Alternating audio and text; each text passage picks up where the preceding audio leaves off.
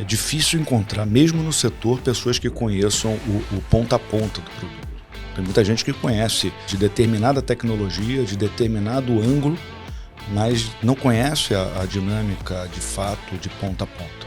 A caracterização do poder de se comunicar com o cliente, ela vai se tornando cada vez mais objetiva e mais determinante, e não só a tecnologia. Agora vamos assinar com a ANJL, que é a Associação Nacional de Jogos e Loterias, com o Plínio. A gente abriu muito o nosso leque de repertório.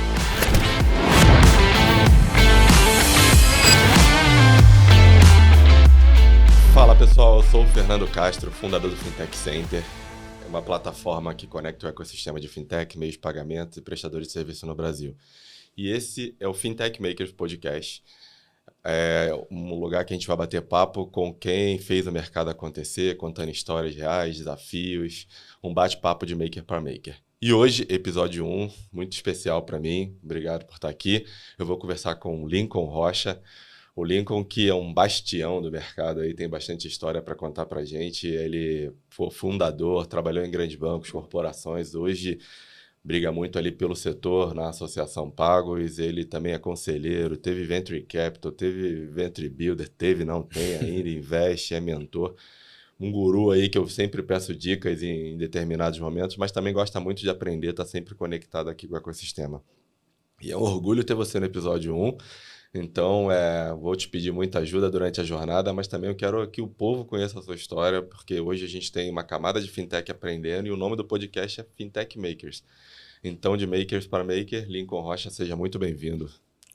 Fernando, muito obrigado, cara. É sensacional. Primeiro, é uma honra estar contigo, te rever, estar junto.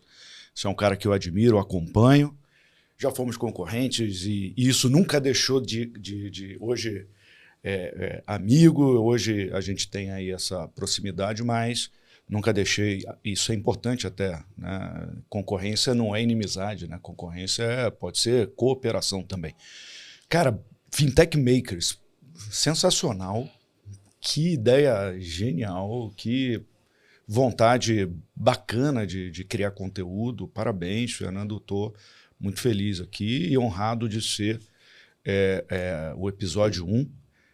Mesmo sabendo que você já fez o episódio 0 Tem o episódio 0, exatamente. Com Daniel Neri, Dani David vai amigo. pro ar, o episódio daqui a pouco. Muito bom. Antes de começar, de você contar a sua história, eu queria que, se você tem vontade de se conectar com esse ecossistema de fintech de alguma forma, a gente está em busca de parcerias, patrocinadores e apoiadores. Então, se quiser, me chama no LinkedIn, me pega meu contato de alguma forma, bate um papo com a gente aí, porque muita coisa aqui para conectar e fazer. Mas vamos lá, Lincoln, quero saber de você. Tua participação no mercado, como é que foi, como é que você entrou, quem é o Lincoln? Me conta um pouco da tua história aí, para quem não te conhece, te conhecer, e para quem acha que você já nasceu presidente da Pagos, conselheiro do Ibrei, membro de um monte de coisa. Conta pra gente lá do começo de uma forma consolidada, mas que eu acho que é muito importante. Nosso público tem muito executivo, muito maker de fintech, das fintechs até não tradicionais, que são aquelas fintechs que estão ligadas às instituições, mas o cara que tem uma ideia disruptiva, o cara que quer, ele não sabe. Conta como é que foi você aterrissar nesse ecossistema.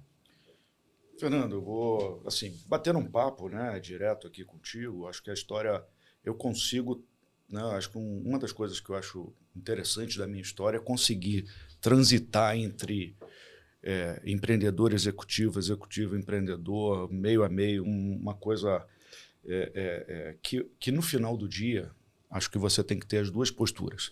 Em qualquer cadeira que você sentar, seja uma cadeira pura de executivo, seja numa cadeira pura, que acho que entre as cadeiras puras de executivo e empreendedor, já tem aí 50 tons de cinza para você, né? Você é um executivo que tem participação, que tem investing, que tem estoque, enfim, tudo isso acaba te dando ali um híbrido de empreendedor executivo. Mas em qualquer das cadeiras que você sente pura, você precisa ter as duas,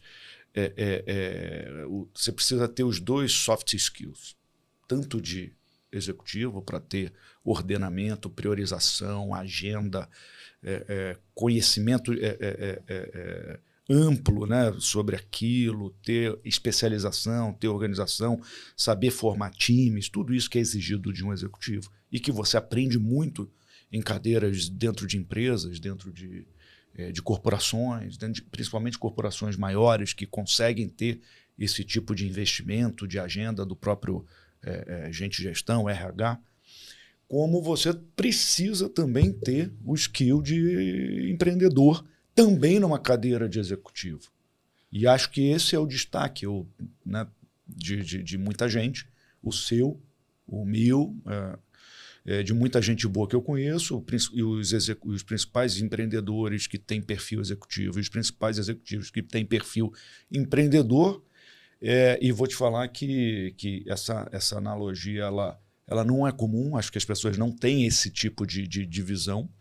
Porque no fim do dia você está empreendendo a sua hora de trabalho ali. Se você é um CLT, você está empreendendo, perfeito. Você está vendendo a sua hora de trabalho ali também para alguém que está, de repente, comprando e vendendo mais caro ainda para um outro setor, para uma outra oportunidade. Né? Essa clareza, se você tem essa clareza, e se você também tem a clareza que você também é um produto, né? Você está vendendo o seu tempo, mas o seu nome, o seu label é o seu nome. Então, você, de alguma forma, o empreendedorismo está fazendo... É muito fácil hoje você ver isso com jogador de futebol. Ele é um label. Ele é um label e ele é um label no campo, no time, no cartola, dentro dos videogames, enfim, ele é um label. E esse label, né, que ele executa esse label, tem que ter execução, ou seja, dentro de campo ele tem que ter entrega, mas fora de campo, ou da forma como ele lida com a vida dele, lida com o trabalho, lida com a imprensa, lida com os negócios, tudo isso acaba transformando o label. E o executivo que não entendeu isso, e muitos já entenderam, e eu já recebi críticas ou alguns avisos, falando, pô, mas você está aparecendo demais no LinkedIn. Acho que tudo tem seu momento de construção de label. Primeiro label é o label sustentável, ou seja, você precisa entregar aquilo que te contrataram. Acho que esse é o primeiro. Mas em cima dessas camadas, em cima disso, você pode criar várias outras camadas. Acabei não te respondendo a sua pergunta e nem sei por que eu fui por esse caminho, mas eu acho que eu me identifico dessa forma. Mas eu vou responder, eu faço questão de responder. Então, vamos lá, vamos começar. Como é que você iniciou sua carreira, cara? Qual é a sua formação? Da onde... Cara, eu vou voltar aí, anos 90, um aluno do Colégio Militar do Rio de Janeiro, com grande aspiração política. Tijucano. De Copacabana, mas estudava na Tijuca. Na Tijuca. Eu estudei na Tijuca também, estudei no Ferreira Viana. Pô, eu saltava do ônibus em frente ao Ferreira Viana. A gente tinha boas brigas com o Ferreira Viana. Entre os alunos do Pedro II, Colégio Militar e Ferreira Viana. Mas no final Cefete, mas no final todo mundo ia para o mesmo baile lá do CM, que era... Beijo aí, pessoal do Esquadrão, pessoal do Colégio Militar. É uma honra falar de vocês, de todos nós aqui. Mas ali eu comecei com uma aspiração. Tenho uma mãe bastante empreendedora, um padrasto muito empreendedor e um pai que infelizmente faleceu, que militar. Então eu pego um pouco desses três perfis e formo meu caráter, formo minha personalidade. De alguma forma isso me influenciou muito. Então eu falo que eu fui autorizador de cartão. Mas como é que é? Isso é eletrônico? Não, antigamente você ia passar um cartão, ia no Mataburro, lá no Reco-Reco, mas antes de você passar no Reco-Reco, você tinha que ir num livro, igual lista telefônica, eu tinha 12 anos, sei lá, e eu já trabalhava na lojinha e ia lá consultar se o cartão estava liberado, aprovado ou negado. Se tivesse na lista, ele estava ele estava no bloqueado. Se ele não tivesse na lista, eu podia passar o cartão. Então, assim, pouca gente sabe dessa referência, depois você pegava esse boleto e ia no banco. Isso foi me formando e busquei ali uma carreira acadêmica que me pudesse me colocar ali tanto numa seara política, eu gostava muito da diplomacia também, e também numa seara empreendedora dos negócios. Então são temas que sempre me chamaram a atenção, optei por economia, tive ali uma passagem de movimento estudantil político, fui presidente jovem de partido político, mas no final do dia acabei tive uma passagem como na CVM, como estágio, gostei muito, então dali eu comecei a me interessar mais ainda pela economia e mais ainda pelo mercado pelo mercado financeiro em geral. Mas acabei ali entrando no mundo dos negócios, tive alguns negócios, minha família tinha negócio, então acabei trabalhando como, né, todo filho de comerciante, acabei depois tendo aí um papel importante quando minha família tem um declínio financeiro, e aí, de fato, entrei no mercado executivo. E aí fui trabalhar em empresas, e uma dessas empresas que eu fui trabalhar foi a antiga Globex Ponto Frio, que foi comprada depois pelo Abílio Diniz, e em determinado momento essa empresa tinha um banco, tem até hoje um banco, né, que a Globex virou a Via Varejo, que agora é Via, é o mesmo CNPJ, e tinha um banco com o Unibanco, e aí eu fui para esse banco. E aí começou a minha vida no cartão de crédito, no CDC, no balcão de loja, ou seja, já vinha de loja, já conhecia a loja, já conhecia um pouco de economia, já conhecia do comportamento consumidor, que sempre foi uma tese que eu estudei, e quando eu entrei no cartão de crédito, cara, nunca mais saí. Porque é o produto que eu digo mais sofiscado, é o produto... Muita gente não entende, muita gente fala, não entendo nada de cartão de crédito, faz questão de falar isso.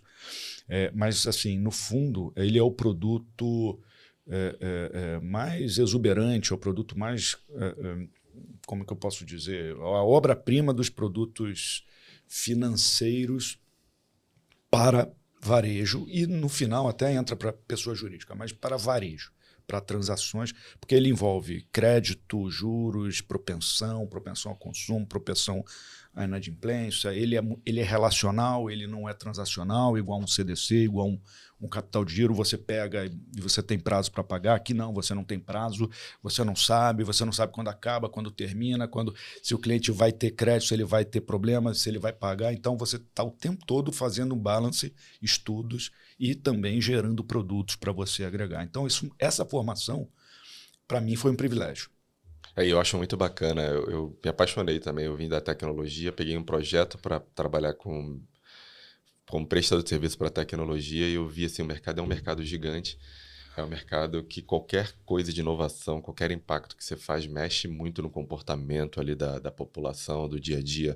Sai um produto novo, a gente está conversando com uma empresa da Europa que está vindo para o Brasil, que tem um produto que é o Tap to Pay, a gente está dando Taponfone, a gente está dando um suporte para eles entrarem. A gente vê que um produto tem a capacidade de mudar a rotina não só do brasileiro, mas do mundo inteiro, né? Você imagina, você sai com um cartão de crédito funcionando, você dá a volta ao mundo com ele, consome em vários lugares, então eu acho bem bacana. Me apaixonei também pelo mercado de cartão, pagamento, fintech, muito nisso, né? São coisas que a gente produz e geram impacto na população, de uma certa forma. E vou te falar, Fernando, é muito comum, e eu conheço, né, muita gente que atua no setor, e é difícil encontrar, mesmo no setor, pessoas que conheçam o ponta a ponta do produto.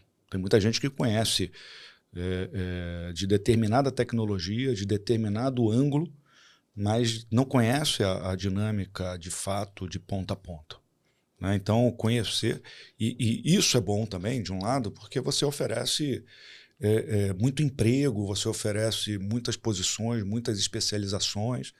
Olhando do ponto de vista do setor, você acaba fazendo o setor ficar bastante relevante em virtude dessa complexidade. Mas na ponta tem que ser fácil. E ele é fácil e tem cada dia ficando mais fácil. Porque tem que facilitar a vida, né? Um produto que está no dia a dia, no ecossistema ali como um todo, seja de qualquer idade, não é para ser difícil, né? Tem que ser fácil, tem que facilitar a vida. Me diz aí, quais são os projetos de meios de pagamento, empresas que você já trabalhou, que você ajudou a fundar e como é que foi? Quais foram os desafios que vocês encontraram? Cara, acho que de grande a pequeno, né? Acho que tivemos... eu tive possibilidade de participar de grandes projetos. Acho que um grande projeto que mudou a minha vida e que é engraçado, né? Às vezes as pessoas ficam tristes porque um projeto não deu certo, mas eu acho que tudo coopera e tudo é momento de aprendizado. Acho que o projeto que mais mudou a minha vida, a minha carreira, foi um projeto que não foi para frente. Pode falar o nome? Posso. Nessa época ainda que a gente foi absorvido ali pelo Pão de Açúcar, o banco, todo mundo se aglutinou em volta do Pão de Açúcar naquele tempo. Já tinha ocorrido ali a união do Itaú com o Unibanco, fusão, o que for, o nome que quiser dar. E depois se uniu ali o Pão de Açúcar com o Globex, que depois englobou mais coisa, mas naquele momento a gente começou a ter participar das reuniões plenárias com Abílio Diniz, que era a famosa reunião plenária de segunda às 7 da manhã. E pude ali, por algum tempo, participar. Ele pessoalmente fechava a porta, 7 da manhã, sutilmente, dizendo que se ele estava lá às 7 da manhã para fechar a porta... Ninguém entrava depois. Até tinha, mas era um constrangimento você chegar atrasado na reunião que o dono fechou a porta. Mas, enfim, e foi uma aula de empreendedorismo, de execução, de foco. E isso era 2009, estava no jornal, ele levou o jornal, abriu o jornal e falou, ainda se usava muito jornal impresso, 2008 ou 2009, não lembro exatamente. Ele aponta aqui para o jornal e falou, o Banco Central abriu aqui a possibilidade para como é que chama? A multimaquininha, né? A maquininha que vai passar a Visa, Master... Multibandeira. A multibandeira, intercomunicação. Eu esqueci o nome correto, mas é a multioperacionalidade, enfim. Interoperabilidade da maquininha, onde também ali naquela mesma resolução se decretava a abertura do mercado. Ou seja, poderiam e deveriam ter novas empresas ofertantes desse segmento. E ele abre essa notícia e fala, eu sou o maior varejista do Brasil, eu quero ter minha maquininha. Cara, aquele clima, porque Itaú sentado lá, dono da rede, com um grande... relação, ainda não era exclusivo o dono da rede, mas como é que a gente leva essa notícia? Leva a notícia para dentro e o chefe da época fala. Ele mandou o estudo, ele falou, quem do banco está aí, estava lá e tal, falou, quero o estudo disso, quero ter essa empresa. Assim se fez e eu fui a pessoa ali no momento de plantão para começar a fazer um estudo de como faria uma empresa dessa. O Banco Central ainda mal sabia como fazer, as bandeiras... a Visa Master, a gente começou a se conectar e também estava buscando material internacional para nos oferecer, como é que isso fazia, mas tudo novo, tudo ainda embrionário. E era um momento muito disso que você falou, né? Era concentrado, era o duopólio, né? Um grupo de bancos emitia uma bandeira num cartão e só aceitava na máquina dele, o outro grupo de bancos emitia uma bandeira no cartão, só aceitava na máquina dele. Então, se você era um estabelecimento comercial, você tinha que ter 2, 3 máquinas ali para poder tentar atender o mercado. Fernando, e eu recordo da minha adolescência ali na lojinha da família. E adolescente naquele tempo, né, a gente ia a banco, né, a gente pegava ônibus, hoje está mais sofisticado, né? Nossos filhos acho que não conhecem isso ainda direito. Mas, enfim... para você ter uma maquininha, você tinha que ser muito amigo do gerente. Era muito... assim, você tinha que ter uma conta corrente com determinado tipo de valor, você tinha que movimentar. Então, eu lembro que teve uma época que o Banco HSBC, quando ainda tinha agência no Brasil, ele acho que foi o primeiro a vender as 2 maquininhas. Senão você tinha que ter uma no Banco A, outra no Banco B, uma conta no Banco A para ter a maquininha A, uma conta no Banco B para ter a maquininha B. Você tinha que ter, além disso, de você ter que pagar um aluguel de, vou chutar aqui, uns R$500 por maquininha, ou seja, você nascia pagando mais custo maior custo de maquininha do que, às vezes, até o aluguel da sua loja. Se você for para a periferia, para lugares onde o aluguel é barato, você acabava pagando mais por uma maquininha só para tê-la. Não foi criado para o ecossistema inteiro, né? Foi criado para alguns ali, para atender um determinado, mas é o processo de evolução, né? E é importante, eu acho que a gente ouvir isso hoje, porque de uma certa forma tem muita gente começando novas iniciativas, novas fintechs, conectando e não tem ideia de como é que foi lá atrás, né? Até para olhar e para fazer. Num processo de construção de fintech, num processo de construção, o que você achou que foi importante? O que você olhou assim? Porque hoje a gente tem muito material para apoiar. Faz um plano de negócio, faz um estudo de viabilidade econômica, passa tempo aqui debruçando nesses vídeos desse determinado canal. Até vocês como associação Pagos hoje, depois a gente vai falar um pouco, vocês conectam muito, parceiro. Tem muito as a service, fintech as a service, BaaS as a service, crédito as a service. Hoje tem muito, mas o que você considera como um ponto importante? Assim, o Fernando teve uma ideia de montar uma fintech. Eu acho que eu vou resolver uma dor, alguma coisa assim. O que você acha que é muito importante?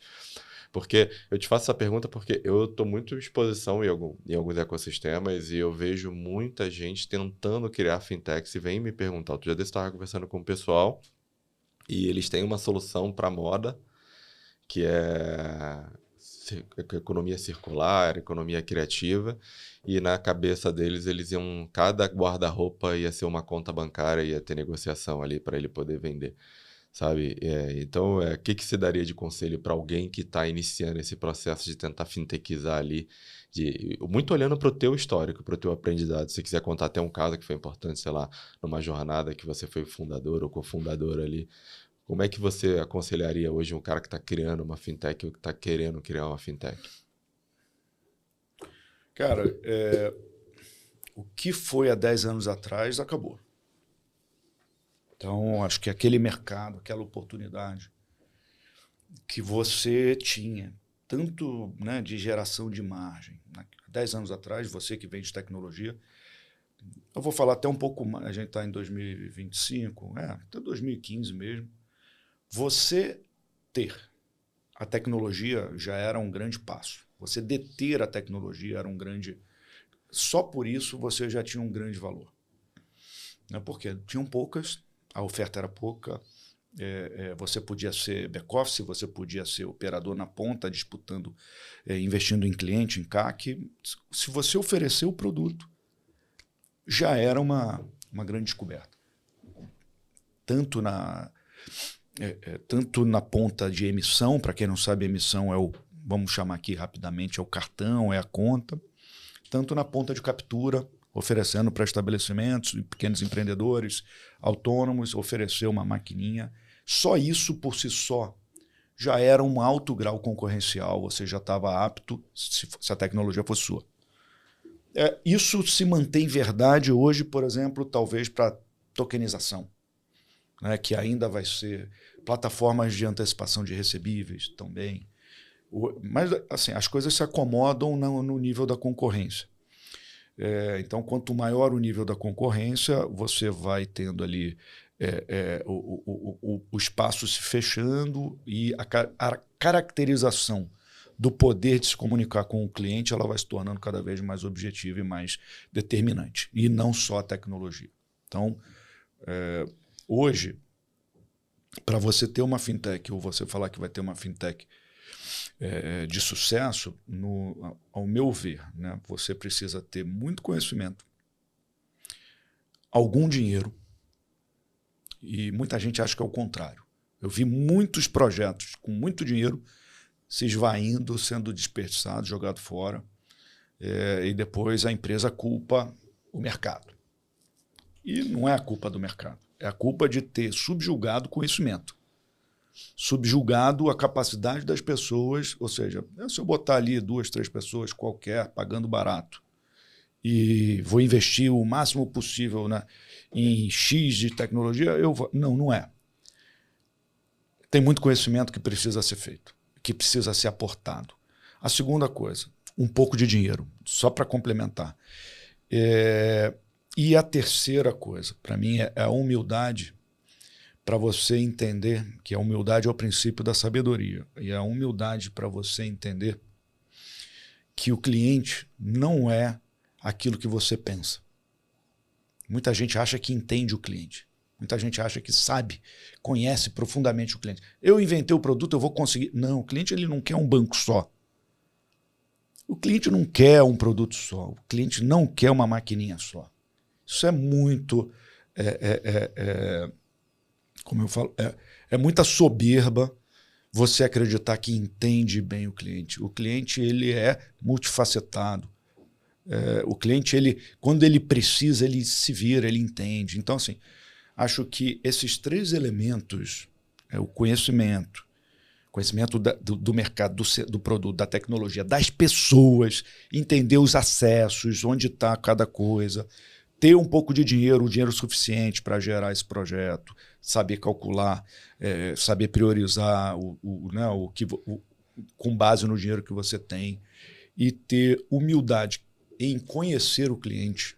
Eu acho que aí é muito engraçado. Eu olhando para minha trajetória pessoal do que eu já fiz de errado, eu fico vendo que provavelmente 80% ou 90% dos meus erros foram circulando isso nessas 3 áreas que você falou. Assim, muitas vezes acaba que a gente se isola, né? No empreendedorismo, o CEO, ali, os fundadores, às vezes eles têm uma vida muito de dura e eles acabam se isolando, então isso é muito ruim, porque você perde a oportunidade, você deixa de aprender e você não se conecta. Eu acho que o network é importantíssimo. Desculpa. A questão do dinheiro também, né? Às vezes você calcula o dinheiro de forma errada, você gasta o dinheiro de forma errada, ou então o excesso do dinheiro te atrapalha porque faz você não ver um erro que está um furo na caixa d'água ali que está vazando todo o dinheiro, que é simples de ajustar, mas na hora que você vai ajustar a água já acabou. E olhar para o cliente, cara, assim, é muito, principalmente quando você é uma empresa muito rica ou de tecnologia, você não olha para o cliente. Você é muito soberbo ali, você acha que você fez o melhor produto do mundo, você acha que foi feito e vai ganhar tudo, e aí você descobre que você não consegue vender, você descobre que o produto não está saindo, tua equipe comercial está sentada ganhando fixo ali, e aí quando você vai ver é tarde demais. Eu peguei um caso, eu lembro muito, cara, tinha um tipo de tecnologia que eles fizeram na primeira versão do software lá, era uma maquininha de cartão, e sei lá, o cara para cancelar a transação ele tinha que fazer 10 passos. E todo o pessoal todo animado, não, mas transação nunca vai ser cancelada indevidamente, a transação nunca vai ser isso. Aí quando eu vi meu time de venda muito agoniado, eu fui olhar para perguntar, falei, cara, mas quem que fez isso? Foi o pessoal de tecnologia. E eu tive uma reunião com uma determinada pessoa, falei, cara, um produto agora está muito bom. Eu falei, você já perguntou para o cliente isso? Está muito bom? Você já foi em algum lugar? Não, mas o cara de produto, ele fez um teste. Eu falei, teste que você pediu ou que o cliente pediu? E aí eu brinquei com ele, então cancela uma transação aí. Fiz uma transação, dei o papelzinho para ele. Cara, ele ficou 15 minutos e não conseguiu cancelar a transação. Eu virei para ele e perguntei, cara, você imagina teu cliente num restaurante cheio, na hora do almoço, na fila, uma transação dessa foi duplicada, ele precisa cancelar. Então, bota o pé no chão, tira o tênis ali da arrogância e vai perguntar para o cliente. De repente, você vai até melhorar o produto, você vai ganhar mais dinheiro, o cliente vai te dar outro insight. E eu acho que é muito isso. Você deu esse ponto, tem essa dualidade nessa resposta que você deu, né? Tanto conhecimento, dinheiro e olhar para o cliente pode ser o motivo do sucesso e provavelmente foi o motivo do fracasso de qualquer fintech, qualquer negócio que não foi olhado aí, né? Por isso que eu complemento com a humildade, né, de conhecer o cliente. Acho que Cara, eu tenho um exemplo, não vou citar aqui, de uma pessoa que foi meu chefe, acho que vale a referência, que é o Eduardo Orivio, um dos fundadores do Spoleto. E, cara, eu já participei de reuniões com ele, eu lembro. Ele sabia tudo sobre o assunto X. Vamos falar aqui uma coisa. Sabia tudo sobre macarrão. Ele conhecia um cara que era especialista em macarrão. Ele saía do Rio de Janeiro, ia para São Paulo, para qualquer lugar, para conversar com o cara. E ele parecia que ele não sabia nada e deixava o cara falar. E eu ficava olhando para a cara dele e falei, mano, tudo que o cara está falando, você sabe. Ele não interrompia, não deixava de aprender, de capturar algum conhecimento novo. E quando eu chego em lugares onde, cara, quantas vezes eu ouvi criticarem o Nubank em grandes bancos? Quantas vezes eu ouvi criticarem o C6 em grandes bancos ou médio banco, que estavam fazendo tudo errado? Quando o cara vira, depois de 11 anos, e dá um lucro bilionário, que você vai responder? Que o cara é burro? Que eles não sabiam? Que qualquer um faz um cartão com uma experiência. Então faz. Então consegue 90 milhões de clientes. Então faz uma experiência melhor. Então cria um buzz no mercado que todo mundo, quando o Nubank foi lançado, queria ganhar o convite para poder ter acesso ao roxinho. É muito fácil criticar. É falta de humildade. É muita gente que eu vejo que abre com a voz da arrogância, criticando alguém e só fala de si. Para mim, a pessoa está mais falando sobre ela, né? da pequenez, da insegurança, do que baixar a orelha e falar, cara, o que esses caras estão fazendo certo, diferente, inovador? Por que ele está fazendo isso, já que eu não acredito? Qual é o ângulo que ele está vendo que eu não estou vendo? Isso, Fernando, poucas pessoas que eu conheço, e são muito bem-sucedidas em vários aspectos, não é só o dinheiro, né? Porque, para mim, a pessoa que tem dinheiro é um aspecto, ela pode ter perdido o resto. Né? Respeito, não ter respeito dos outros, não ter respeito da família. Para mim, isso é um aspecto pequeno, teu dinheiro. Agora, você ter sucesso, você conseguir conversar, você conseguir ser admirado, você conseguir impactar seu cliente, isso para mim é o grande fintech maker. Sabe? É o cara que consegue impactar com propósito, é a empresa dele que consegue ter gente na fila querendo entrar. Gente querendo fazer parceria. Gente querendo fazer parceria. Legal. Teve algum perrengue, cara? Vários. Não, eu quero saber quando não teve. Curiosidade, perrengue. Me conta aí, cara. Eu tive um monte também. Eu tenho uma curiosidade muito interessante, cara. Minha primeira fintech chamava Nexpago, com o grupo Nexera, que eu sou fã. E temos parceria e temos um impacto conjunto até hoje. Estou com eles de novo, trabalhando com eles novamente. Grandes projetos vindo por aí nos bastidores. Mas a gente tinha alguma tecnologia que era um diferencial naquele tempo, compramos, tinha interno, uma parte pegamos externo, participamos, botamos dentro da empresa. Ganhei através de um relacionamento, né, do meu antigo trabalho, né, e isso é bom quando você vai deixando bons relacionamentos, uma oportunidade para fazer um projeto grande com um grande banco, e não tínhamos o contrato de facilitador, de subcredenciador, mas era aquela história tipo do rapaz que pediu emprego para o filho, que falava, não, meu filho meu filho é noiva... casar com a filha do Bill Gates. Vai casar com a filha do Bill Gates, e o cara... Foi mais ou menos isso. Que eu falei, eu tenho esse banco aqui, você quer fazer parte desse ecossistema? Não, quero. Aí o banco foi para o banco. Não, eu tenho isso aqui, eu tenho esse processo, eu já sou isso aqui. E a gente, dos dois lados, eu estava operando, negociando com os dois lados, claro, com boa fé. Mas só que naquele momento, de fato, a gente tinha apenas a tecnologia, um bom nome, e queríamos os dois contratos e conseguimos ali desenvolver uma parceria, tanto de um lado quanto para o outro, que pudesse impactar genuinamente tanto os negócios quanto os clientes. Então foi muito bonito, assim, mas era um perrengue você conciliar tudo que você precisava. Agora, cara, perrengue mesmo tem toda hora, momento que você está ancorado com um fornecedor, está ancorado com um único acionista, investidor, e que isso, né, você fica ali de uma forma refém. De outra forma, às vezes você base tecnológica e você conhece bem, às vezes você tem ali desencontros e desentendimentos com a equipe, então você perde parte do conhecimento, perde parte dali até da própria tecnologia. Já tive casos bastante drásticos onde a tecnologia foi, de uma certa forma, vazada, vamos falar assim, de uma maneira politicamente correta, e isso acontece. Agora, são perrengues que você tem que estar ciente que são passíveis de ocorrer, né?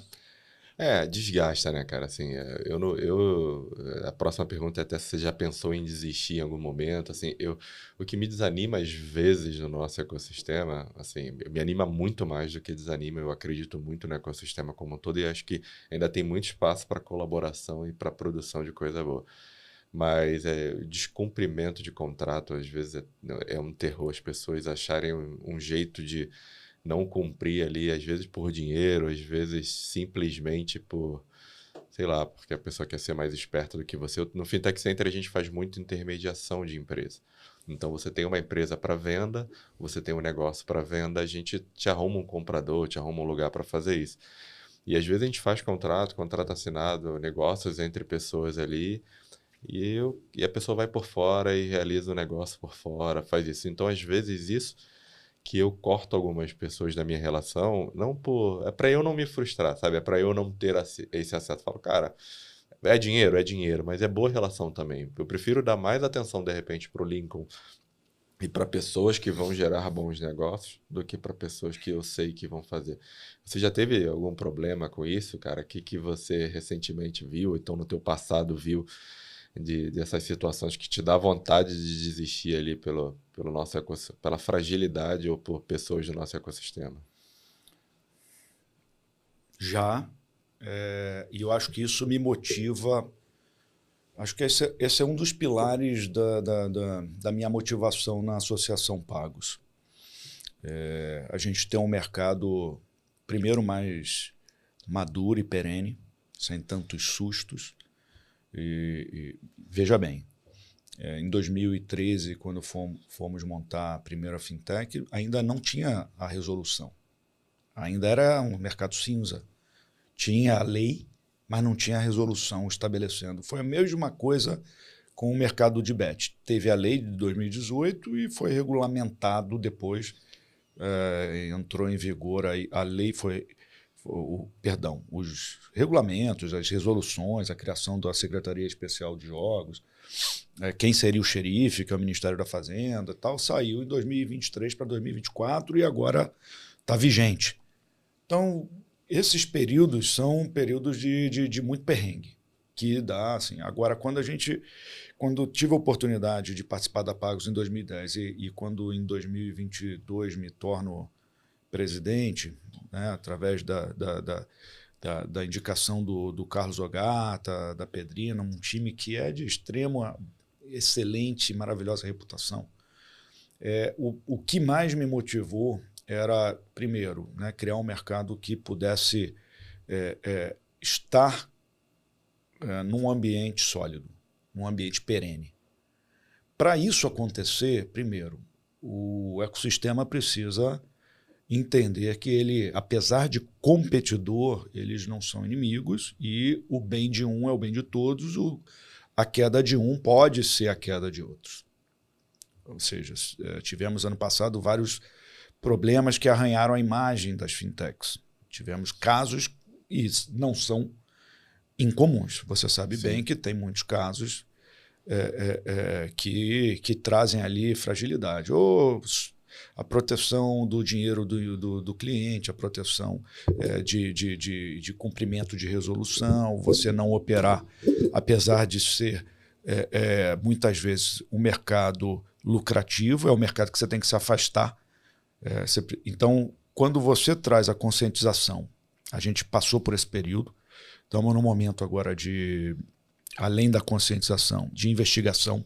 Então, a gente está começando um processo de investigar práticas irresponsáveis, vamos chamar assim, antes de chamar de qualquer outra coisa, irresponsáveis por empresas do player, e se encontrar dentro da associação também será, primeiro, desligada da associação, mas também a gente vai fazer aí um processo que está sendo elaborado de descolar determinadas instituições do mercado, porque a gente não pode levar fama ou culpa por alguns que cometem aí ou assumem riscos que o mercado não deveria estar assumindo.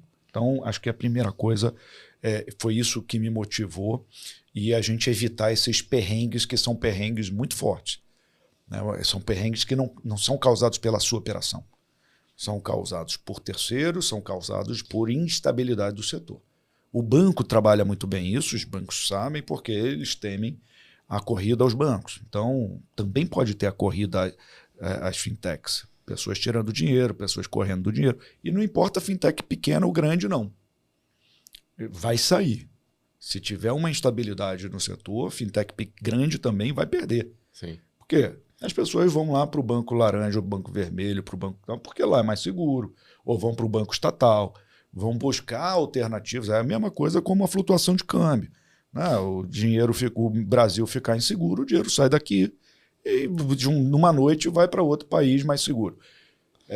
Então, assim, esse é o primeiro propósito. Agora, o bypass, que foi a sua pergunta, que gera um perrengue, a gente, como associação, está buscando resolver isso também. Tá? Por quê? É muito comum, né, você ter ali processos onde alguns bancos se sentem confortáveis pelo poder econômico a criarem ali uns processos de bypassar o seu cliente. Aconteceu isso muito no mundo das subs. Né? Alguns players maiores que traziam ali de baixo algumas subs, iam lá e buscavam o cliente da sub, já sabendo o aquário, né, que ele estava. Então, isso, de uma certa forma, está sendo tratado até pelo Banco Central, né, nas consultas públicas, vai vir resolução para a sub, isso vai, por um lado, é bom, mas também vai trazer ali um processo onde nós, como associação, poderemos estar trabalhando a favor do mercado da livre concorrência, da justa concorrência, da boa concorrência. Por outro lado, a gente também tem algumas fintechs que trabalham de maneira anticoncorrenciais, entre elas, né, assumindo algumas práticas. Então, tudo isso se interliga, Fernando. Então, esse papel agora, que é um papel agora um pouco mais duro da associação, vai ser a cara dela no segundo semestre. Então, a gente está preparando os comitês para isso.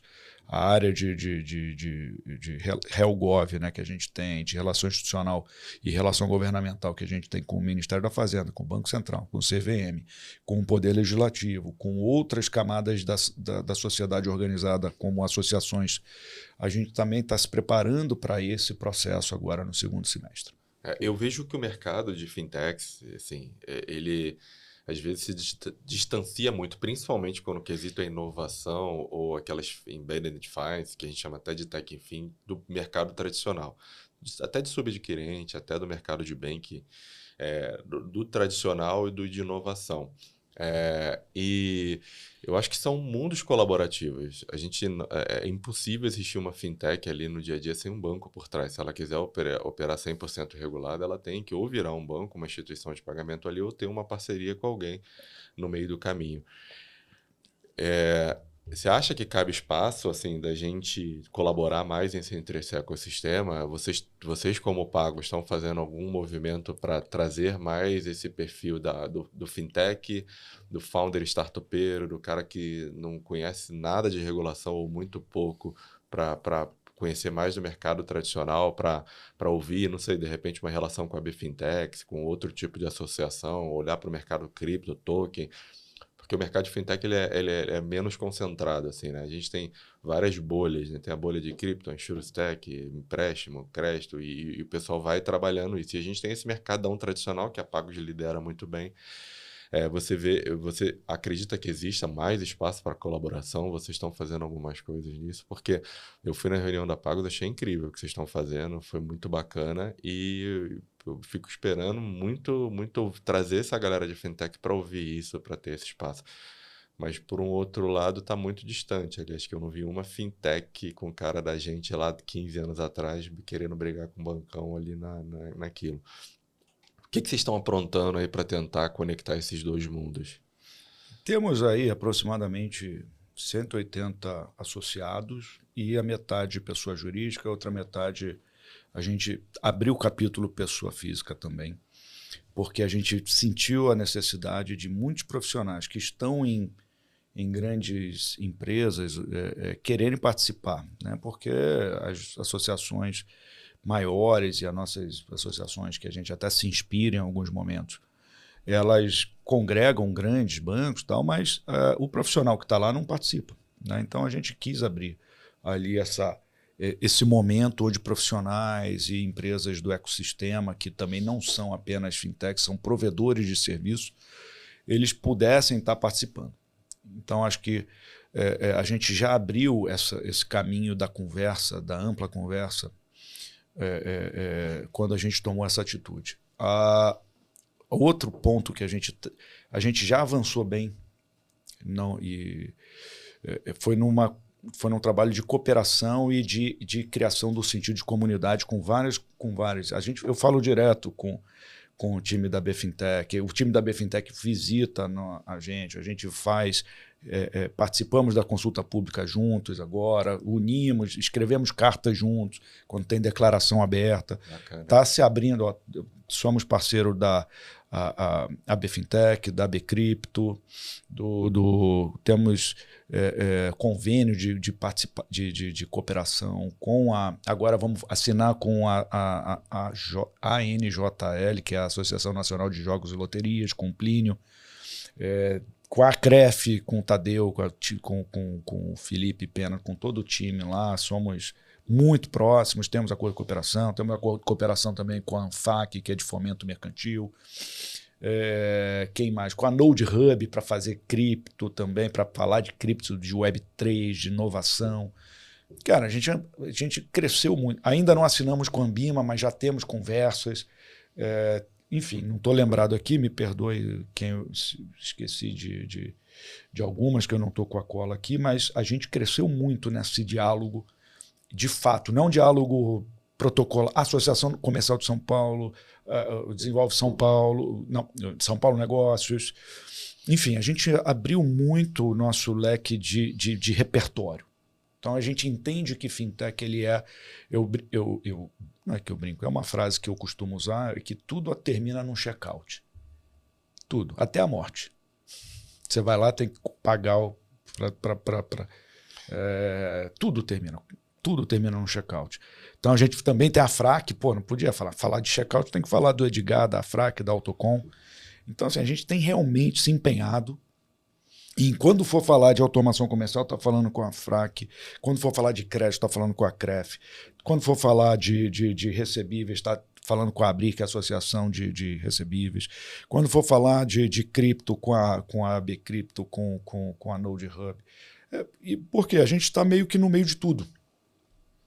Né? Então, essa história de, inclusive, concorrência entre associações, isso é coisa do passado. O nosso negócio aqui também já tem uma conversa muito ampla e boa com a ABEX, principalmente agora no processo aí de criar o selo para facilitadoras de pagamento, o selo Pagos, com vários materiais, com vários protocolos, com vários processos ali sendo elaborados pelo time, pelo Takaki, pelo Mauro Lache, pelo Daniel Neri, pelo Luiz Carlos Pereira. Enfim, tem uma galera boa trabalhando nisso. Enfim, essa conversa está tendo. Essa conversa com as fintechs, que você fala assim, vamos falar das fintechs que são mais ligadas à economia, à economia digital, à nova economia, elas também estão no nosso radar e também estão com a gente. Existe, assim, um aspecto que a gente congrega muita gente que já tem mais cabelo branco. Congrega, sim. Até porque a Pagos é a primeira associação de fintechs do Brasil. Então, a gente nasceu em 2009, quando a gente só falava de cartão pré-pago como primeiro instrumento de democratização e amplitude ou abertura para um desbancarizado vice-bancarizar. É o acesso. Então, nós olhávamos em 2009, 2010. Em 2009, 2010, a gente olhava de uma maneira muito revolucionária a vontade de ter um Brasil com 100% de bancarização. Só que qual era o retrato? Obrigado. Qual era o retrato do Brasil nesse tempo? Era meio a meio, era 45% da população do Brasil desbancarizada. 45% da população fazendo filas enormes na lotérica. Enfim, os bancos, inclusive, criaram soluções, né? O Bradesco Expresso, todo mundo criou ali soluções de atender cliente na ponta do varejo para tirar ali, para cobrir. Então, aquilo era fintech. Aquilo já, o cartão pré-pago, que depois virou conta digital, que agora virou uma IP, que virou emissor de moeda eletrônica, tudo isso já era um olhar revolucionário para resolver um problema. Precisamos do Brasil com a população atendida. Entendi. Cara, eu entendo a Pagos, ela puta, a mais antiga que você falou, tem um papel muito importante e eu acredito que ainda tem muito espaço, principalmente com a economia criativa, com os novos players. Por quê? Porque vocês ajudam muito. Acho que vocês conseguem, de uma certa forma, complementar uma estrutura necessária para qualquer fintech. Seja para o cara fazer relacionamento, seja para o cara ter acesso a regulação de uma forma estruturada, porque hoje eu como makers de uma fintech ali, ou ajudo algumas outras, é difícil a gente chegar numa conclusão sobre um quesito regulatório. A gente tem um Banco Central que é incrível, que fez muita coisa pelo Brasil e vem fazendo muita coisa, mas ainda assim, imagina, um estudante que quer montar um cartão pré-pago para startups, ou ele quer fintechizar, botar tecnologia financeira para dog walker ou qualquer coisa desse tipo, ele vai ler a circular do Banco Central e não vai entender nada, sabe? E aí eu acho que esse cara plugado, pô, teve um negócio legal, ele vai pesquisar, aí chega lá dentro da Pagos e tem alguém, e numa reunião ele consegue se conectar e tirar essa dúvida, eu acho incrível, cara. E aí, de repente, ele não vai perder um time porque vocês vão ajudar a plugar numa tecnologia, porque vocês vão ajudar a sair dessa brecha do um vacilo regulatório que ele possa vir ter. Eu acho que os dois mundos, eles se complementam muito, sabe? Assim, aí até a própria fintech pode... Você imagina quanto deu o exemplo do dog walker aqui, mas você imagina quantos dog walker tem no Brasil. Imagina a quantidade de produto que dá para fazer para um cara desse, de antecipação de recebível, cartão pré-pago, dele cruzar ali, eu acho que tem muito a fazer e fazer isso. A gente está falando de pagos, né? Assim, você é um cara, puta, altamente, eu vou falar político para o pessoal entender, mas do político tradicional você não tem nada, porque eu vejo muito a sua colaboração, eu vejo muito você falando de pessoas, falando muitos nomes e trazendo isso. Sempre foi assim, cara? Você sempre teve esse viés nas suas fintechs, nos seus projetos, no teu papel? Como hoje você é conselheiro do IBREI, membro do G100, lidera a Pagos, é presidente da Pagos, tá liderando um monte de coisa, está sempre para ajudar. Outro dia eu te liguei para tirar uma dúvida, você foi super colaborativo, chamou para fazer e conecta aos outros. Sempre foi assim? Como é que isso começou? Você falou já das histórias ali do passado, mas...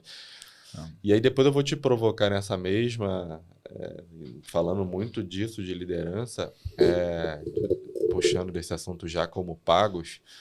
O que você espera dos associados ali, assim? Como é que você cativa esse mercado, não só do mercado cabeça branca aí que você chamou, não fui eu. Então você que depois se desculpe com o pessoal, porque eu sou novo.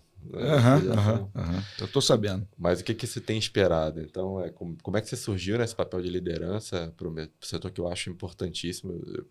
Pô, vejo as suas reuniões, do jeito que você fala, acho legal. E o que você espera dos seus liderados ali? Sobre o processo do que eu espero dos associados, assim, eu vou responder de trás para frente para chegar depois em mim, mas eu já fui associado que frequentava pouco, depois fui associado que frequentava muito, depois fui associado que frequentava pouco.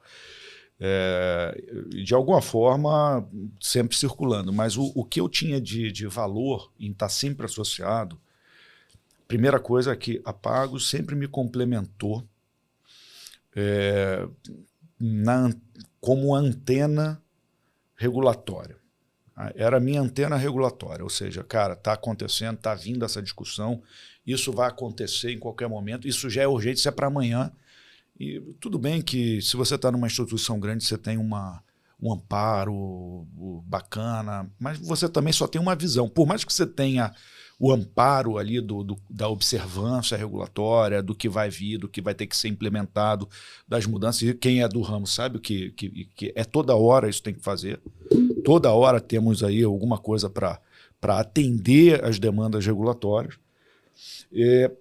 Mas se você é grande, você precisa de um outro olhar. Pô, o que o outro está fazendo? Ó, tivemos ali, eu lembro, em janeiro de 2024 começava uma regulamentação lá dos juros com teto de 100% de juros e tal. Eu lembro que foi Pagos e outras Abex, tal, onde todo mundo ia buscar informação, cara, como é que você vai fazer, quem vai fazer, como é que você vai resolver esse problema. Então, o pequeno, nem isso tem. Então, ele precisa estar antenado por si só, porque ele não tem um escopo, por mais que tenha um grande advogado, parceiro, contratado, foge muita coisa da agenda dele. Então, isso cria ali para o empreendedor e para os executivos, para o C-Level, ali uma antena regulatória. Então, acho que o que eu espero do associado é que ele tenha a mesma percepção minha, que eu tenho, enquanto executivo, enquanto empreendedor que eu tinha da Pagos. 2, e aí já é uma fala que eu observo e pratico isso. O que eu quero do associado é que ele tenha um envolvimento e que ele tenha contribuição na Pagos intelectual. As empresas, e nós precisamos dos recursos, precisamos para poder contratar, para poder desenvolver uma pesquisa, para poder fazer um evento, para poder fazer aquele evento que você fez.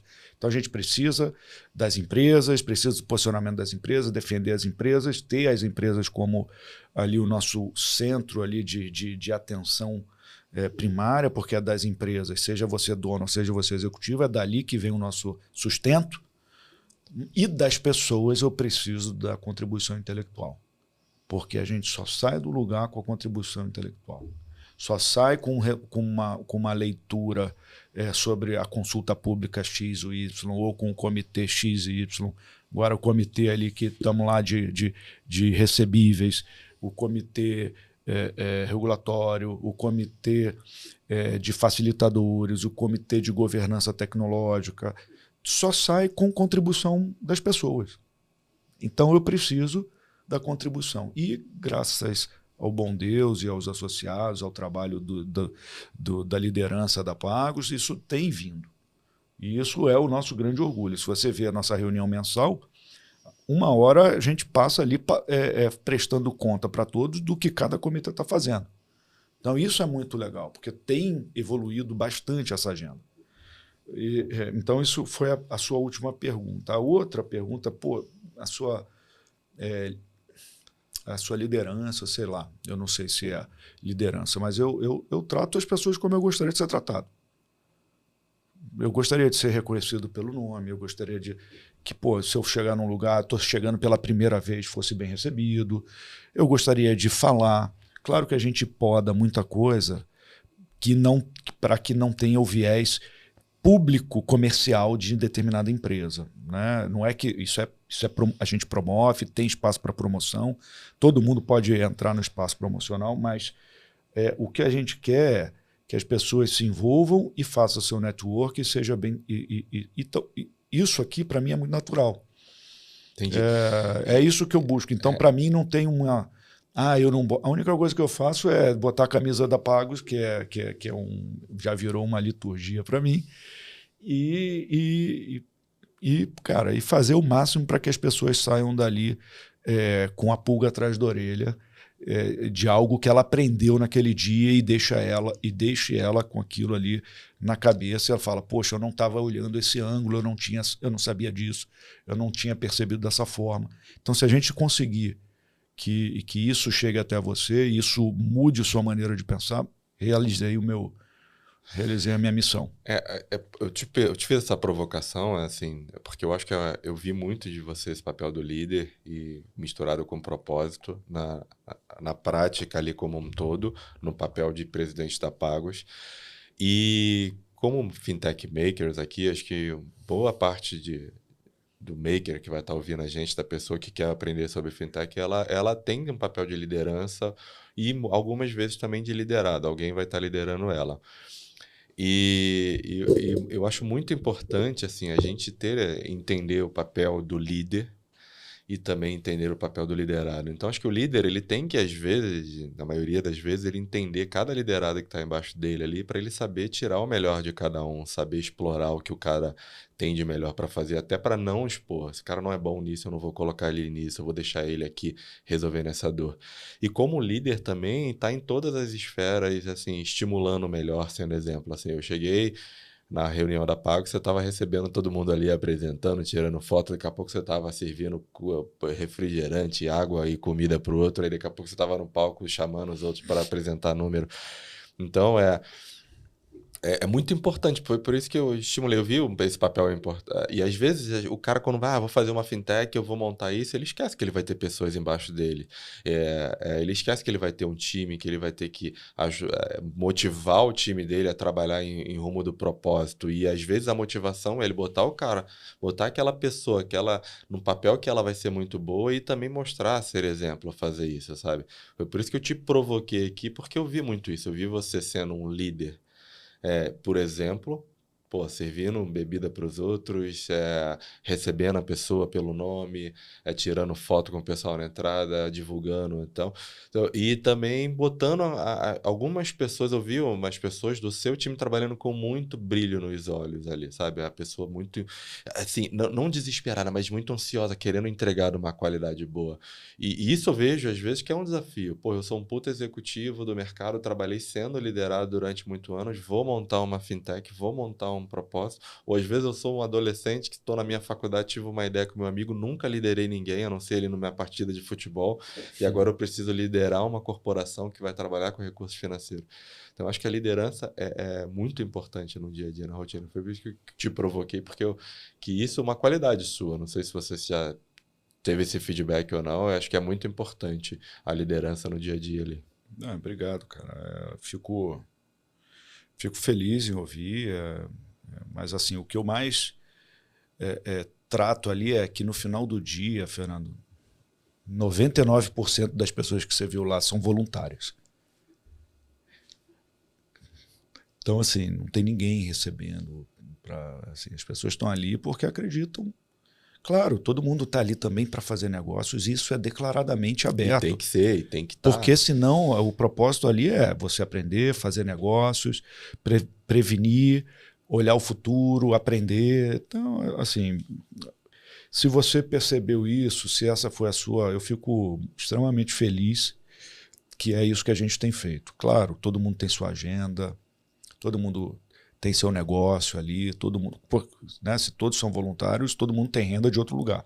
Então todo mundo ali também está buscando ali seu lugar ao sol, fazer a sua startup, o seu negócio fluírem, mas a gente queria fazer algo legal. Como eu nunca tinha sido presidente de nenhuma outra associação, eu inventei um jeito de fazer uma associação que eu queria ir, que eu gostaria de ir. Então foi isso que, na verdade, aconteceu, entendeu? Eu sucedi o Ogata, que foi um cara brilhante, que é um cara brilhante, e com seu estilo bem mais acadêmico, metódico, professor. Ele é um baita cara de mercado, conhece muito mais do que eu. E aí, quando eu falei, cara, o que eu vou fazer? Eu vou ter que criar ele tem o estilo dele, eu tive que criar o meu. E o meu vou fazer algo que eu gostaria de receber. Simples como isso. Como é que eu... assim, eu sabia que a gente tinha reuniões pela manhã. Eu falei, cara, amanhã está todo mundo afobado.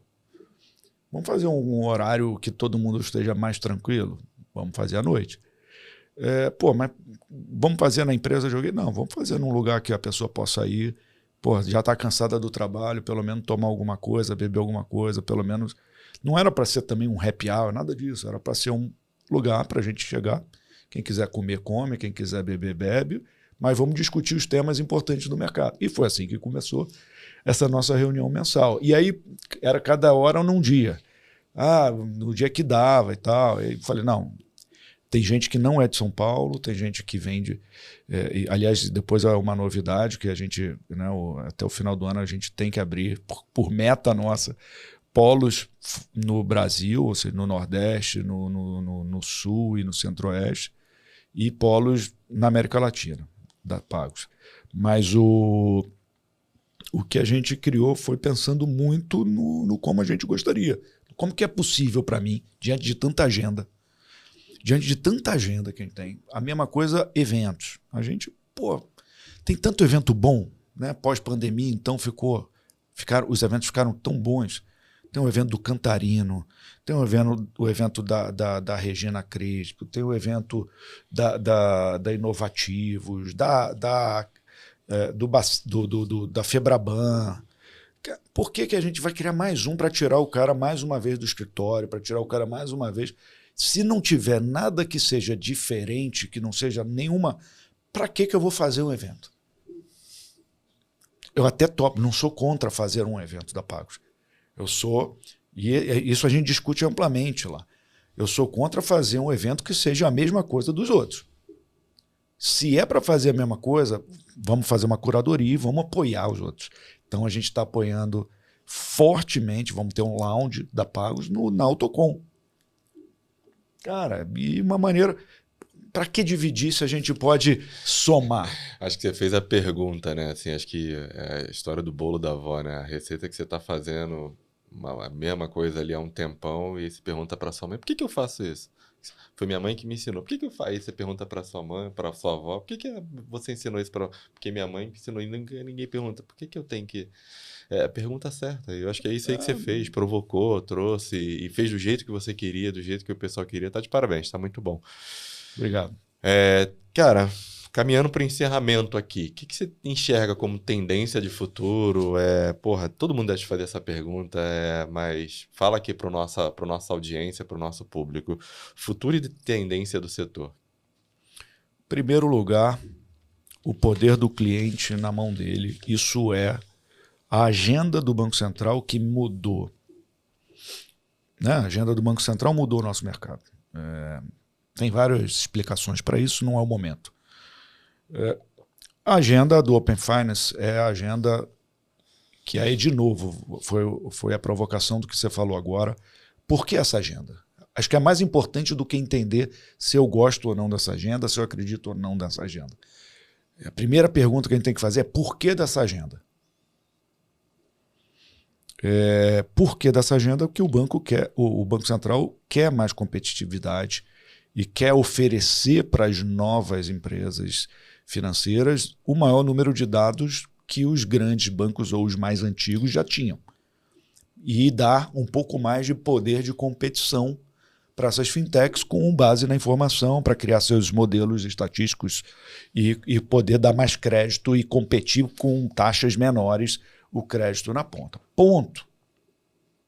Então, se você está entrando no mercado, você tem que entender do ponto de vista do que o Banco Central quer e do que vai acontecer inexoravelmente, como é que eu atendo o cliente de uma maneira mais competitiva e que ele tenha mais poder na descoberta dos produtos e serviços. Se você achar que vai criar um produto que você é o único, primeira coisa, você já começou, na minha visão, já começou errado. E isso eu vou transcender agora de uma maneira um pouco mais elucidativa, que é a agenda e a própria agenda mesmo, a agenda dos recebíveis.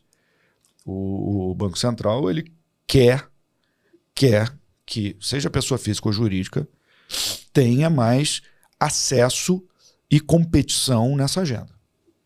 Por isso criou, tanto para a parte de recebíveis de duplicatas, o registro, quanto para cartões também, o registro da unidade recebível, blá, blá, blá. Resolvendo isso, qual é a segunda agenda que vai ter? O detentor da agenda, o dono daquelas transações, daquele recebível, ter o poder de escolher a melhor instituição, a mais barata, a mais conveniente, a que atende ele melhor, na palma da mão dele. Então, se você achar que você vai ter um mercado cativo, é o começo do seu fim. Então, essa agenda, para quem se posicionar bem, essa é uma agenda de 2 anos. E quem vai se posicionar bem, Fernando, de novo, na minha visão, serão as fintechs. E aquelas que começam com tecnologia. A gente vai voltar para 2013, 2014, só que agora numa nova agenda. E depois, sim, aí daqui a 10 anos o mercado já vai estar saturado de tecnologia, os bancos, ou as empresas, ou os venture capital, ou os bancos estrangeiros já vão se posicionar também no Brasil, vão comprar as melhores tecnologias, e isso é bom, né? Temos os bancos internacionais estão vindo aqui, voltaram a vir com força para a agenda de venture capital, ou agenda de incorporações, e vão comprar aquilo que está mais preparado. É isso que vai acontecer. Você viveu isso, eu vivi isso, você viveu exatamente isso. Então, assim, no momento que isso se tornar irreversível, quem estiver preparado. Então, minha agenda para o futuro, resumindo a sua pergunta, é a agenda que dê para o público, para o usuário final, o poder de escolha nas mãos. E você falou muito importante, assim, e dando na prática um exemplo de uso, mês atrás eu fui convidado para participar de uma reunião com um grupo que representa alguns vendedores de um determinado marketplace grande. Cara, o marketplace resolve a vida desses vendedores. Os caras não conseguiam vender, ou tinham que vender de uma certa forma com muito custo, e o marketplace resolveu, eles estão vendendo muito mais. Só que qual é o problema? Depois da venda vem quando que eu recebo esse dinheiro? E tem muita parte do dinheiro que está sendo originado nesse marketplace que é com crédito, cartão de crédito, alguma ferramenta que tem uma agenda para receber 30 dias, 60 dias, 90 dias e assim vai. E esses recebíveis, como foram originados por esse marketplace, eles não entram numa agenda pública. Ou seja, a única opção desse vendedor no marketplace é com o próprio marketplace. E aí que vem o problema que eles estão enfrentando. Depender da taxa, se você parcela em muitas vezes, chega a 20%, 30%, até mais, dependendo. E às vezes à vista uma transação é 7%, 8%. Então acredito também que o Open Finance, Embedded Finance vai dar poder na ponta, vai facilitar a vida da ponta. Aí o marketplace pode até se achar, mas eu que vendi para ele, eu tenho o direito de receber isso. Então tudo bem, cobra mais pelo serviço de venda. Se o teu serviço de venda aqui é eficiência, deixa de ganhar de repente na antecipação, para de ser um problema de crédito para o cara hoje, começa a ser só o problema, resolver a dor e dar liberdade e autonomia, ou melhor, a eficiência. E a gente vai cada dia mais evoluir. Eu acredito muito no futuro do Brasil. Eu gosto muito de um termo, né? Tem gente que fala finanças embutidas, enfim, eu gosto muito de TechFin, que é levar a tecnologia financeira para dentro de ecossistemas, de uma certa forma, muito olhando. Né, olhando para o futuro, para a agenda de futuro, eu acredito nisso também, mas eu acredito que não é o modelo que a gente vem pregando aí já há algum tempo, que já até ficou cansativo. Eu mesmo já usei muito esse discurso, que é você transformar o TechFin em uma fintech. Mas sim o TechFin entender que ele tem que ter várias soluções para oferecer para o seu ecossistema. Vou tentar ser mais claro nisso. Quando a gente tem aquela sede, mas eu tenho aqui 2 milhões, 3 milhões de clientes na minha base, vou fazer isso aqui, vou fazer isso aqui, vou fazer isso aqui. Tá. Em algum momento isso é bom e você vai conseguir ter um certo sucesso. Mas você não vai ser exclusivo. O cliente ele não quer uma fonte de financiamento, o cliente não quer uma única conta. O cliente ele vai ter, se você entregar mais opções de escolha, mais soluções para o cliente, e você não vai ser bom em multi-soluções. Você não vai... Essa história que foi onde as fintechs romperam os paradigmas e viraram unicórnios foi quando elas fizeram ali o Unbundling Banking, né, que é a história da concorrência, multiconcorrência em um produto do banco. E aí, se você está em casa aí, vai lá no Google e bota Unbundling Banking. Por quê? Porque você vai ver foto lá, tem uma do Wells Fargo Bank, é um slide antigo, mas super elucidativo, e que você tem lá como se fossem cardumes de piranhas atacando um boi, mas cada boi é um produto. Então tem o financiamento imobiliário, 10 fintechs atacando o financiamento imobiliário desse banco. Investimentos, 20 fintechs oferecendo investimentos com experiência, com acesso, com especialização, muito melhor do que aquele banco que era um supermercado, né? O banco banco, o bancão sempre quis ser, desde 90, a década de 90, o forte dele foi se especializar em ser um supermercado de produtos financeiros e óbvio que você deixou ali ineficiências, experiências de lado. Ou algumas ineficiências, problemas de atendimento. As fintechs se especializaram em atender. Resumindo a tua pergunta aqui, para mim, na mesma régua do unbundling, a gente está no momento, na era do rebundling. Ou seja, se você acha que você vai entregar só um produto para o seu cliente, você já está no passado. Então, para você entregar bons produtos com boa experiência, você tem que juntar várias soluções. E juntar várias soluções não significa que você deve fazer todas as soluções. Você deve ser um curador de todas essas soluções, embedar ou conciliar uma forma de oferta de todas essas soluções. E eu vou dar, por último, até uma dica do que eu já quis fazer, não tive tempo de fazer. Todos os bancos aprovam clientes por score, preço, taxa por score. Cara, nem sempre. Você se especializa numa faixa que você quer. Traz outro que sabe operar melhor na outra faixa de risco, com outro preço. Traga todas essas operações. Acho que isso é mais inteligente, é mais maduro e esse é o meu olhar para o futuro. E uma coisa que eu achei até que você ia comentar, eu acredito muito no conceito quando fala de TechFin, não para, eu sou dono de uma universidade, tenho 10 mil alunos, vou montar o banco do aluno, ou eu tenho uma associação de taxista, vou montar a conta para taxista. Eu não acho que nenhuma teve sucesso nesse quesito. Eu acho que o sucesso da TechFin é quando ela é silenciosa e ninguém sabe ela existe, sabe?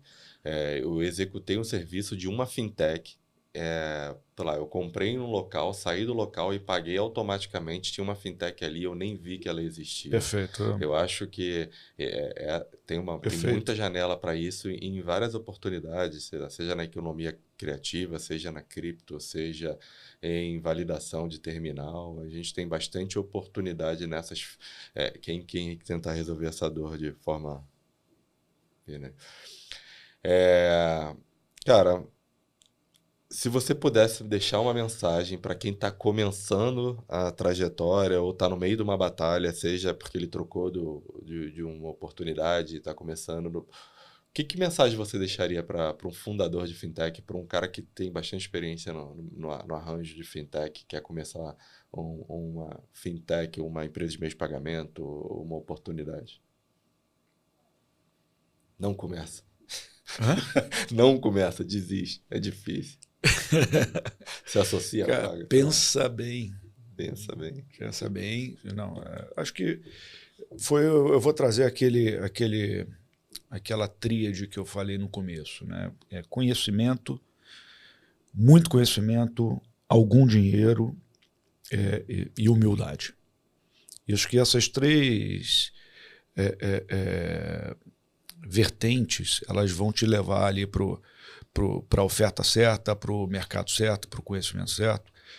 É um mercado, como todo mercado, né? Se a gente quiser abrir aqui uma loja de decoração, vai ter que aprender muito, aprender quem são os fornecedores, quais são os preços, de onde vem, como vende. Enfim, como qualquer mercado, acho que esses três elementos você tem que estar. Não priorize um apenas, né? Você vai sentir dificuldade. Se não tiver o dinheiro adequado, também vai sentir dificuldade, ou vai ter maior dificuldade, ou vai colocar a sua tese por água abaixo, né? Muitas vezes a gente dimensiona errado e, né, traga as melhores cabeças, traga as melhores mentes, as melhores cabeças, melhores mentes, nem sempre são as mais caras também, né? Acho que tem muita gente ali para você eleger, elencar e colocar nesse time, porque você não vai fazer nada nisso sozinho. O próximo ponto aqui, né, se eu fiz botei alguns dados seus ali públicos, é claro, no chat GPT e pedi para ele te fazer uma pergunta. Que bom isso. Que bom isso. Não, foi até melhor do que você fala sobre ele. Aí, isso aí eu fiz também, mas eu não posso publicar aqui. Esse é bizarro. E aí ele fez uma pergunta. Olha que bacana, a gente está alinhado, eu e ele. A pergunta Qual que você usa? A pergunta Qual que você está usando? Copilot ou cara, eu gosto GPT-4? muito de GPT-4. GPT-4? Eu acho ele me atende muito bem. Então, até testar os outros, eu testei já algumas vezes, mas ele atende muito bem. Eu acho que a primeira pergunta que ele fez, você respondeu que esse conhecimento, um pouco de dinheiro e humildade ali e tal. Mas uma outra legal que ele fez aqui foi, se você pudesse mandar uma mensagem para o Lincoln de 20 anos atrás, que estava começando no mercado, o que você diria para ele? Caramba, que pergunta boa, cara. Foi ele que fez, depois que pergunta boa. Andaria com pessoas mais velhas. Boa, cara, boa resposta. Andaria, me consultaria, teria pessoas mais velhas perto de mim. Show de bola, cara. Cara, eu ia te fazer uma outra pergunta aqui, que é uma pergunta que eu quero fazer para todo mundo. Se você hoje tivesse R$1 milhão, um time pequeno e a missão de montar uma nova fintech, que problema você resolveria? É uma equação boa de resolver, né? Já vivi isso. Cara, com a tua experiência hoje, Já 10 mil reais dá.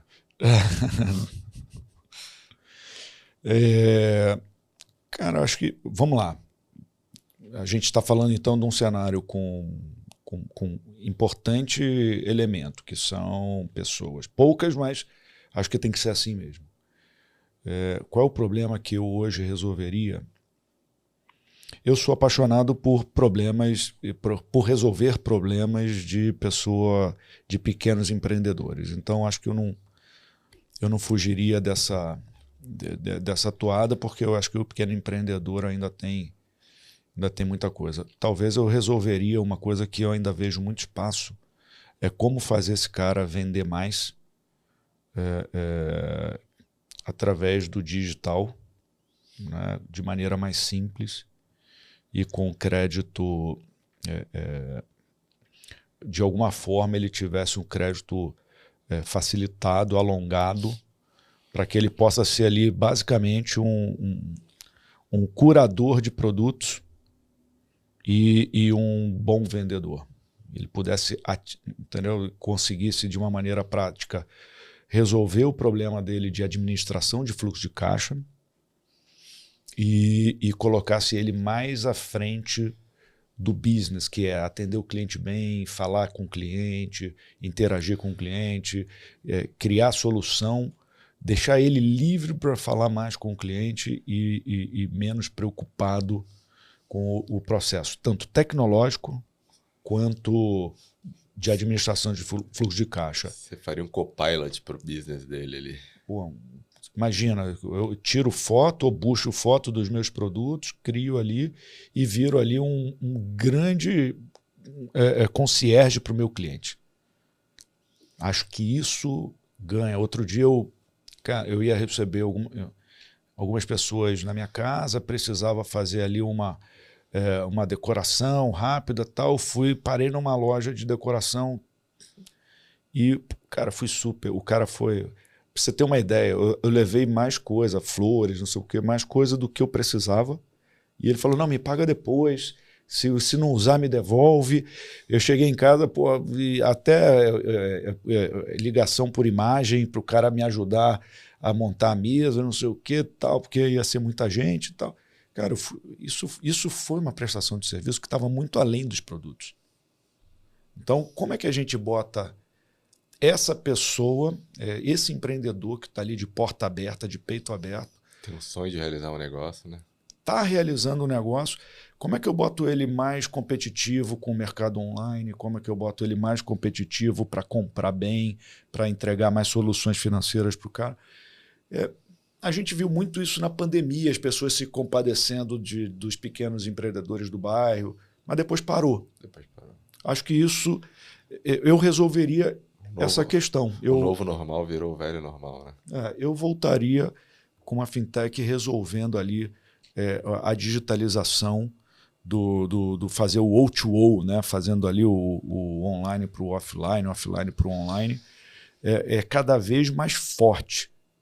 E tá fácil de fazer isso, não tá difícil. Por isso que eu fui para esse caminho, porque também você me deu pouco dinheiro. Então, com pouco dinheiro não dava para correr risco de crédito, não dava para investir em maquininha, não dava para investir em um monte de coisa. Então, acho que com poucos elementos, é igual aquela história lá, né? Uma câmera na mão, né? E uma boa ideia, eu faço um filme, né? Exato. Legal, cara. Obrigado. Obrigado por você participar. Quem que você gostaria que eu entrevistasse aqui no Fintech Maker? Cara, tem inúmeras personalidades que eu acho que você pode, mas tem pessoas que estão na ponta de atuação, acho que vou trazer, eu posso cair na armadilha de não citar aqui, mas traria o Edson Silva da Nexera, que tem uma história maravilhosa de empreendedorismo. Quando a gente nem pensava em internet, o cara já estava montando um negócio sobre o processo de internet. Chamaria o Rodrigo Henriques, que está lá no Lift, que criou o Lift Lab do Bacen, onde está fazendo a parte de aculturamento e aceleração de várias fintechs. Acho que é uma participação incrível. Traria... Quem mais? Tanta gente boa, cara. Acho que... Não, obrigado, já foi. Licão, muito obrigado, cara, por você hoje aqui participar, compartilhar a sua história. Valeu mesmo. E você que nos acompanha aí, o Fintech Makers é para isso, para contar a história do pessoal do setor, de quem ajudou a criar, seja através do empreendedorismo, seja através do modelo executivo, da colaboração, das empresas que ajudaram isso. E é muito para contar isso, né? Acho que história, bastidor, curiosidade. Você que procura e quer fazer parceria com a gente também, pode me chamar. Muito obrigado, pessoal. Siga a gente no Spotify, no YouTube. Um abraço e até a próxima. Valeu, Lincoln. Valeu!